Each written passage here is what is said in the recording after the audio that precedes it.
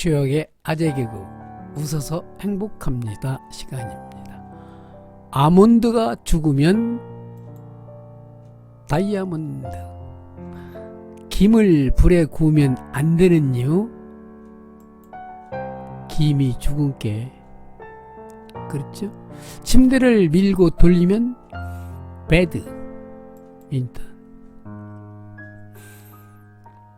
추장보다 높은 사람은 고추장, 고추장보다 더 높은 사람은 초고추장. 재밌죠? 그렇습니다. 오늘 하루 웃으시라고요. 여기 보니까요, 이런 글이 있어요.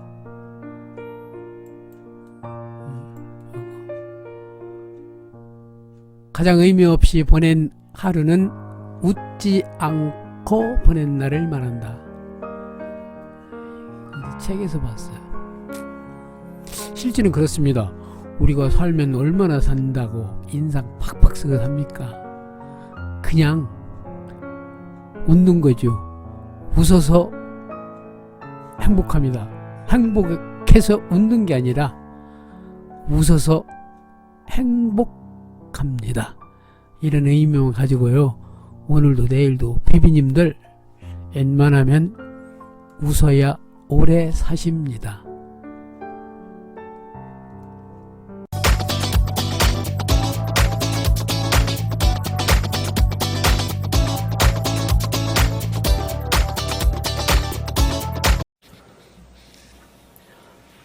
안녕하십니까 비비님들. 나무가 모여서 숲이 되고 기쁨이 모여서 행복이 된다네요. 일상의 소소함 속에서 행복이 머무르듯 즐겁고 행복한 마음으로 어제 하루를 잘 보내셨는지요. 꽃이 아름다운 것은 꽃을 바라보는 마음이 아름답기 때문이라고 하네요. 아름다운 꽃처럼 활짝 웃을 수 있는 즐겁고 행복한 5월이 되시길 바라면서요. 오늘 요즘 들쑥날쑥한 기온에 건강 잘 챙기시기 바랍니다. 비비님들, 자녀들이 집을 장만하기에는 무척 벅찰 것입니다. 그러나 청신호도 있습니다. 물론 현 경제 질서가 코로나로 인해 무너지면 좋겠다는 건 절대 아닙니다. 저도 부동산 중개사 자격증을 소지한 사람으로요. 평소 늘 관심을 갖고 있었던 분야이기 때문입니다. 그동안 집을 사려고 해도 너무 집값이 비싸 엄두도 못 내고 전세 월세로 전전긍긍하던 젊은 신혼부부들은 앞으로요 2, 3년이 집 살 기회인 거죠. 왜냐하면 정부의 강력한 부동산 정책과 코로나 열풍이 집값을 엄청 폭망 수준으로 떨어지게 하는 세상을 맞이하게 될지도 모릅니다. 이건 세계적인 추세입니다. 물론 바닥까지 떨어지게 되면 은행권이 파산되고 비싼 집을 가진 사람들은 엄청 손해를 입고 전쟁보다 더 무서운 미래가 올 거라고 방송에서는 연일 방송합니다. 그러나 그렇게까지는 안 간다고 봅니다. 인간이 사는 세상인데 그렇게 되기까지 보고 놀 세계의 정부는 아닙니다. 다만 코로나가 2, 3년이 이어진다면 미국과 중국 간의 경제 패권 싸움으로 막 이어지고 세계 경제 상황은 모든 게 2차 대전 이후 최고의 경제 불황이 온다 하니 분명 집값은 떨어집니다. 그래서 쉽게 말하면요. 앞으로 1, 2년, 길게는 4년, 3년 있다가 집을 사면 정말 싼 값으로 살 수 있고요. 예를 들어서요. 그것을요.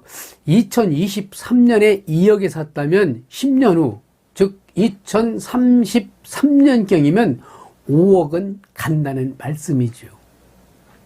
그 사이클로 볼 때 어디까지는 제 추측입니다만 더 쉽게 말씀드리면 2023년에 2억짜리가 2033년이면 5억은 간다. 그래서 그 폭을 넓히려면 더 기다렸다가 사는 게 현명한 투자요 원래 부동산 사이클을 이용하는 거라고 말씀드리겠습니다.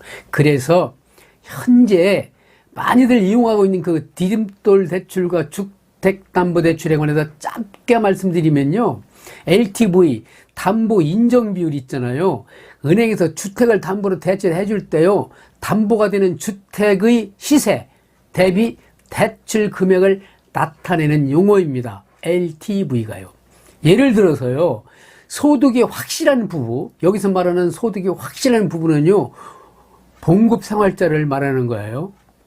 아니면 뭐 다른 걸로 돈을 벌 수 있는 뭐 그런 거 있겠지. 그건 은행에서 얘기할 문제고, 물론 공무원, 회사원 다 된다는 말씀이지요. 그런 부부가요, 3억 원대의 아파트를 구매하기 위해 디딤돌 대출을 받을 경우 LTV, 즉 70%에 해당하는 2억 1천만 원까지 대출을 받을 수 있는 최대 금액이 됩니다. 그거 가지고 할 수 있어요. 충분히. 2, 3년 이후에는. 그 정도면은 서울 가서 뭐 비싼 건 아니지만 자관 살만한 집 살 수 있어요. 강남 빼고요. 그 다음에 DTI는 뭐냐면 총 부채 상환 비율이라고 그래서 소득을 바탕으로 금융 부채 상환 능력. 예를 들어서 홍길동이가 1억을 갖고 갔는데 얘가 갚을 능력이 있나 없나 따지는 것이 DTI인데요. 그 비율은요, 이래요. 대출 상환액이 소득의 일정 수준을 넘지 않도록 제한하기 위한 개념으로요, 생각하시면 됩니다. 더 쉽게 말씀드리면 빚 갚을 능력도 없는 사람에게는 담보대출을 제한하기 위한 수단이죠. 은행에서. 당연하지요. 정부에서 돈 떼면 곤란하잖아요. 갚을 능력을 DTI라고 보시면 돼요. 그래서 DTI는 주택담보대출이 연간 월금 상환액과 기타 연간 이자 상환액을 연간 총 소득으로 나눈 뒤에 그 뭐 100을 곱해서 계산한다. 좀 어려운가요? 더 쉽게 말씀드리면요, 은행에서 1년에 갚아야 할 원금과 이자액이 1,000만 원이면 연간 총 월급이 5천만 원인 사람이 그걸 이제 담보대출을 받아요. 그러면 1,000만 원 나누기 5천만 원이면 0.2, 즉 20%잖아요. 이 디딤돌 대출의 경우 60% 이하는 다 해줘요. 그러니까 쉽다는 얘기예요. 대출 받기가. 또 대출 금액도 요즘만 2.5% 정도. 그래서 이 대출을 받아서 사는 게 좋아요. 돈을 막 모아서 하려고 하지 마시고요. 그럼 못 사요. 그래서 이 부지가 막 그랬잖아요. 용산국제업무지구네. 지금 생각하니까. 용산국제업무지구가 이제는 없어지고 이제 조그맣게 투기꾼들 빠져나가라고 했는데, 벌써 투기꾼들은 그 소리 듣기 전에 정부가 빠르니까 빠져나가고, 아, 이거 하면 노트겠구나 하고서 그때 따라 들어간 보통 우리 같이 소시민들은 큰일 났어요.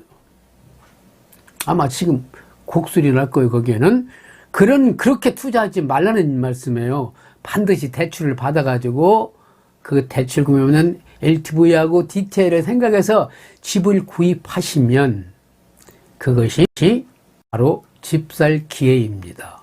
그러면 이렇게 부동산 투자는요, 장기적이 아니면 큰일 납니다.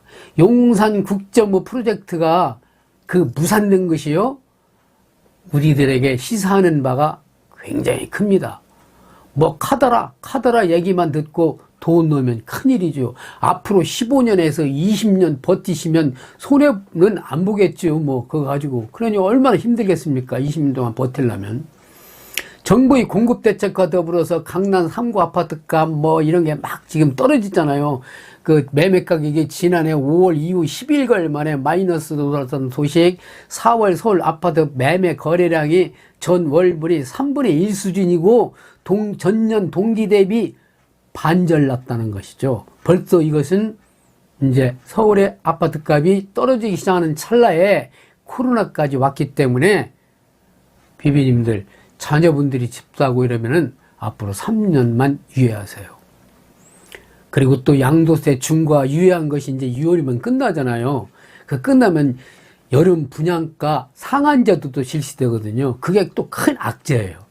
그러니까 값이 떨어질 수밖에 없어요. 유예됐던 그 종부세 고지서는요, 내년이면 어김없이 날아갑니다. 비싼 아파트 갖고 있는 사람들에게는 꼭 군대 소집 영장처럼 팍팍 나갈 거예요. 그러니 집값은 안 되죠.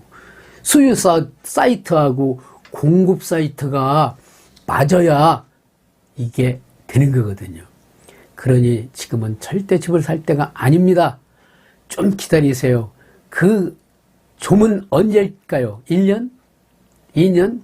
적어도 3년 정도는 기다리시면 그때 싸게 사셔서 10년 후 제값을 받으면 선량한 집을 마련한 사람들은 그게 로또고요. 노후 대책이 될 수 있을 것입니다. 비비님들, 도움이 되셨다면 구독 버튼 좀 콕 눌러주시고요. 존경하는 비비님들, 다음 영상에서요 또 도움이 될 수 있는 소재를 가지고 찾아뵙겠습니다. 감사합니다.